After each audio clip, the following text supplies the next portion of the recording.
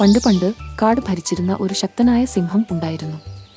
അഹങ്കാരവും ക്രൂരതയും നിറഞ്ഞ അവന്റെ ഉച്ചത്തിലുള്ള ഗർജനം എല്ലാ മൃഗങ്ങളെയും ഭയപ്പെടുത്തി. ഒരു ദിവസം അവൻ പ്രഖ്യാപിച്ചു, ആരെങ്കിലും എന്റെ അടുക്കൽ വരാൻ സ്വമേധയാ വരുന്നതുവരെ ഞാൻ നിങ്ങളിൽ ഒരാളെ ദിവസവും കഴിക്കും. മൃഗങ്ങളെല്ലാം ഭയന്നുപോയി. പക്ഷേ ഒരു മിടുക്കനായ മുയൽ ഒരു പദ്ധതിയുമായി മുന്നോട്ടു വന്നു. അല്ലയോ ശക്തനായ സിംഹം, ഞാൻ നിന്റെ അടുക്കൽ വരാം, മുയൽ പറഞ്ഞു. പക്ഷേ എനിക്ക് നിന്നെ കാണിക്കാൻ ചിലത് ഉണ്ട്. ജിജ്ഞാസ കൊണ്ടും കൊച്ചുമുയലിനെ കുറച്ചു കാണുന്നത് കൊണ്ടും സിംഹം സമ്മതിച്ചു.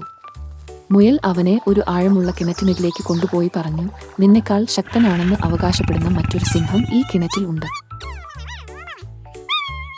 സിംഹം കിണറ്റിലേക്ക് നോക്കി അതിന്റെ പ്രതിബിംബം കണ്ടു. അത് മറ്റൊരു സിംഹമാണെന്ന് കരുതി അയാൾ ഗർജിക്കാൻ തുടങ്ങി. പ്രതിബിംബവും അലറി.